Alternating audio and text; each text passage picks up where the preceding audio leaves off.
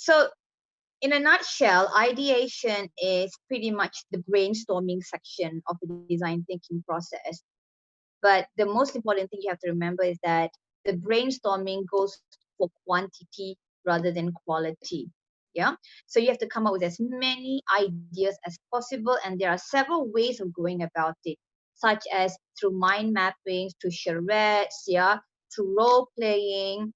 There's so many ways, like group thinking exercises that can encourage you and your group members to sort of like bring out as many ideas as possible.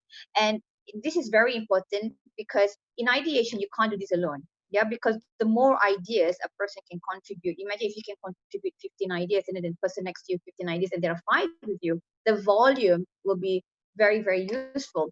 And you must also bear in mind in ideation, yeah, before we get to prototyping, we will need to make sure that we are narrowing down on the best ideas out of all. So that means almost more than half of what you've come up with will be thrown out. Okay. And so what you need to look out for would be the novelty. So what does it mean by that? It will be the most unusual ideas. I'll give you a very, very simple way of doing this. So say, for example, back to the example, I give you the exercise, yeah, how many uses for a paper clip? So you look at your answers and you compare it to your friends and see what are the common ones, rule them out. So what you will have left would be the ones that are different from each individual. Now, those are the ones that are considered novelty because you thought of it, but the other people did not think about that. And so you pull them together, and that is the starting point before you go into prototyping. Because when you go into prototyping, you can't afford to be trying out all these novelty ideas. So that's when you have to do a selection process. You have to go through a selection process. Okay. And the selection process is based on feasibility. It's based on, again, it goes back to the design challenge. Yeah. It's dependent on time, dependent on budget. It depends also on certain constraints that you're given. For example, if it's a design challenge for a company, we also have to look into other factors like what are the constraints that the company would give us. For example, compliances and rules and regulations. So not everything we can just take and prototype. Okay. The biggest factor is always budget and time. These are the two constraints that we tend to that will help to sort of like define into your ideas that will go through prototyping. But the other thing you have to remember, yeah, unlike piloting where you narrow on one solution and then you sort of like just pump everything into that, in prototyping we have to iterate that one solution. You will have to constantly iterate. That means you fall, you get back up, you fall, you get back up, you fall, you get back up. And that's what I mean by time constraint can play a role as well. So you can't afford to do that with like 5, 6, 7 solutions. Yeah. So it all depends on your design challenge. What is it you're trying to achieve?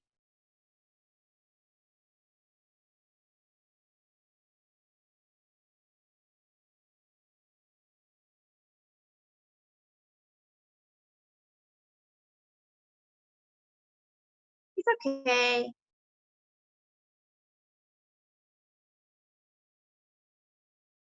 Prototyping lah, belum masuk lagi? Yeah. Yeah, we haven't done. So now I'm going to go into prototyping. But prototyping is not as lengthy as ideation. Yeah.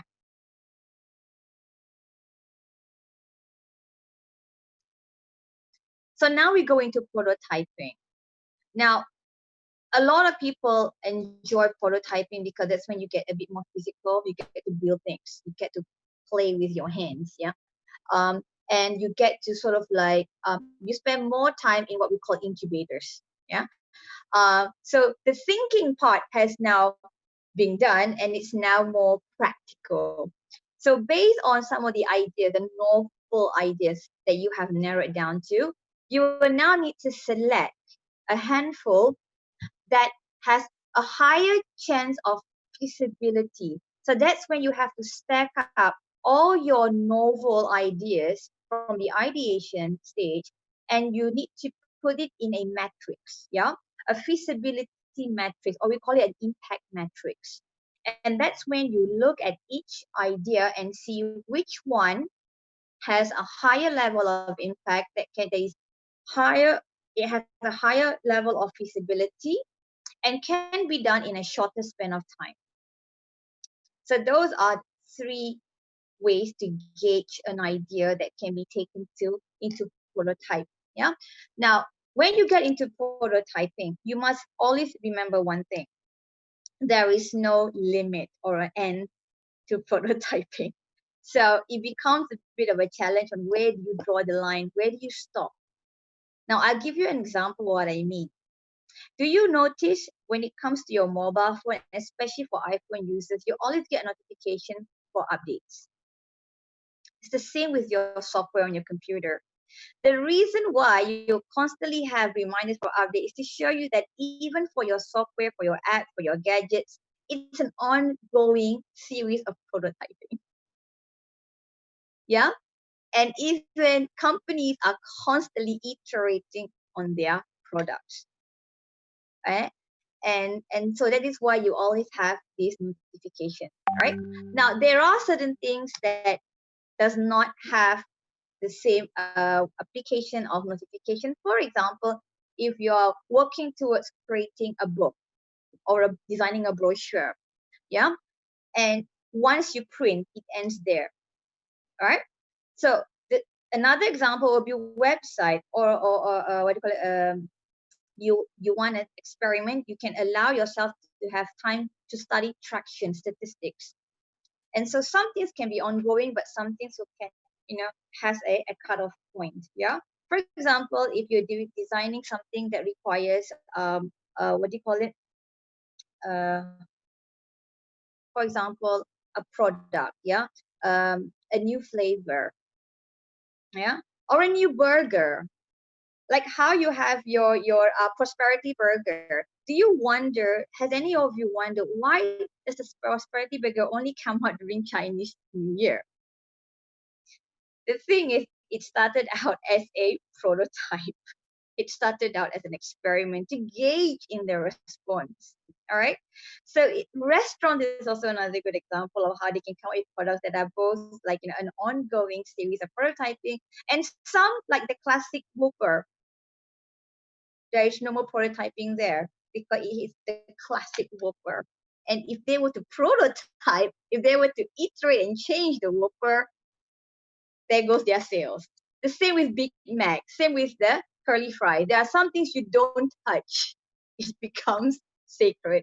And that's how you know a product has it has reached the end point of prototyping. Okay? So what do you look out for in prototyping? You look out for failure. You're not out to look for success. And you need to condition your brain into looking out for failures. Yeah.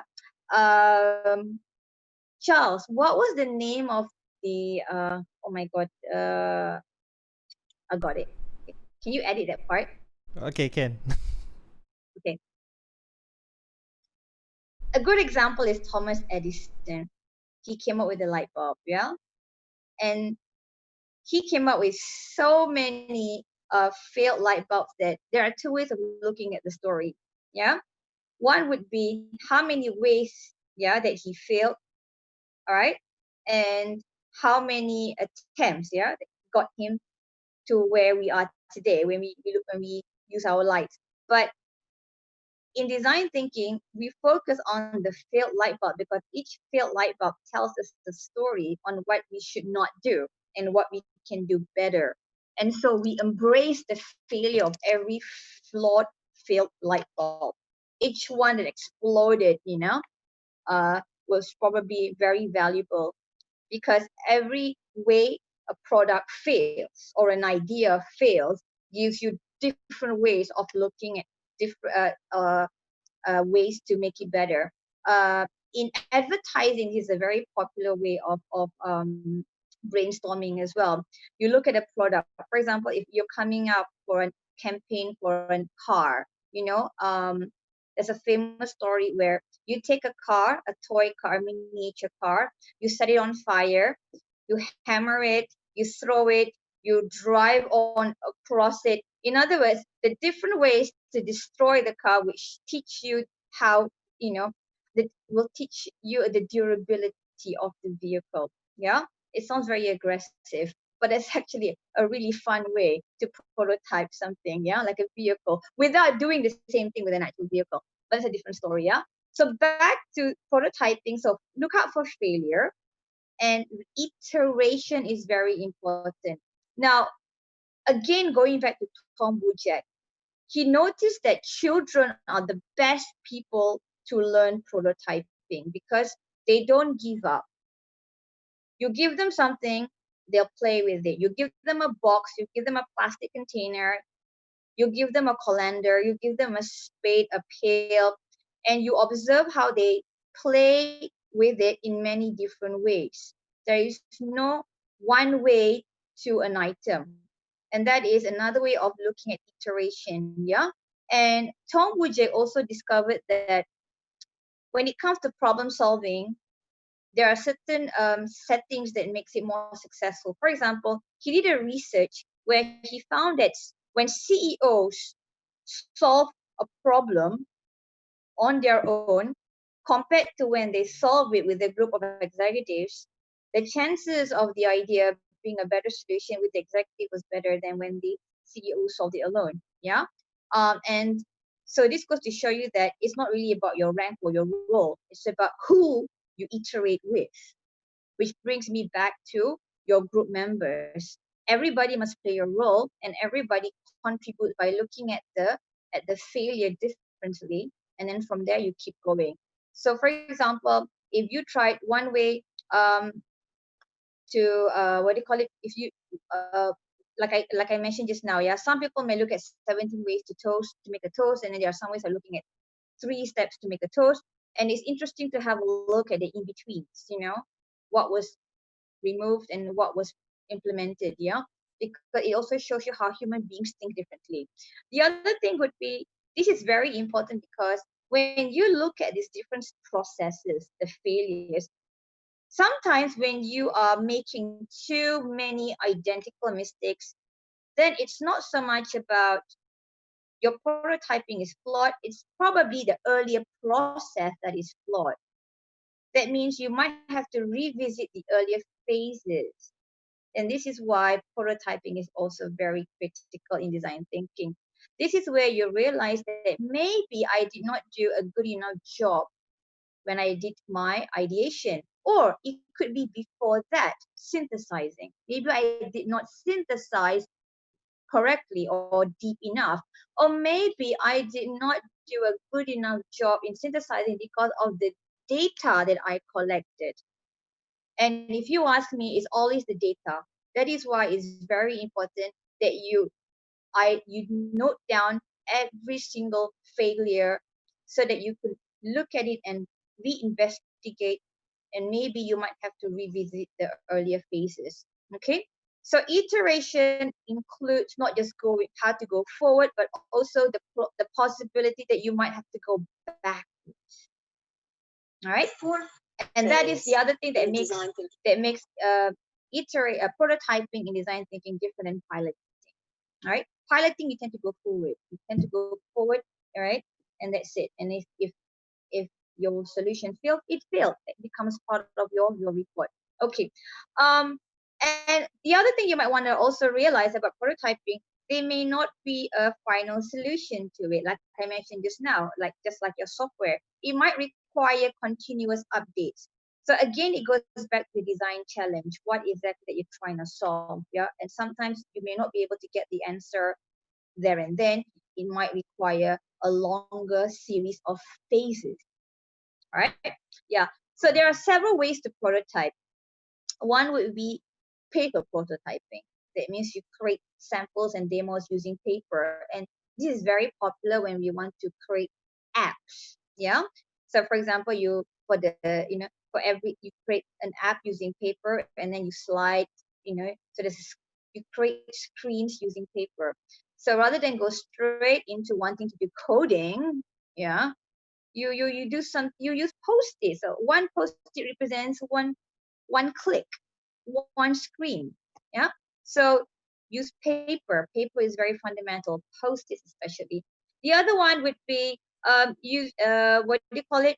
Um, Doing walkthroughs. For example, if it's about a service, yeah, then you might want to create, like for example, if Starbucks want to sort of like improve, the interior, they want to sort of change the what do you call it, the touch points for their customers in a Starbucks outlet. So you might want to create the counters and whatnot goes, and then so people walk through, eh? And then through every touch points, and then they make notes and so forth. It's a form of like role playing, but you sort of like get to feel and get to see and get to use your senses through the walkthrough process. The other one is animatics. You can use animation, yeah, animation to sort of like you can use artificial intelligence to prototype. Like for example, it is very popular in the world of medicine where they use animatrix or artificial intelligence and even virtual reality to sort of like reimagine surgeries, procedures, and whatnot. It's also used with the military to synthesize war. Yeah. And then you also have wireframes. So wireframes are like when you're talking about going digital, yeah. So you're creating a structure before investing money into an actual digital real estate. You play with wireframes first. So these are examples on how to keep the cost very, very low, because you must remember it's not about the aesthetics. Prototype is not about how great it looks. It's about how effective a product or your solution is, and whether or not A, you are addressing the problem in the first place, and B, that you actually have the impact that you are looking for. And that is, in essence, what prototyping is all about.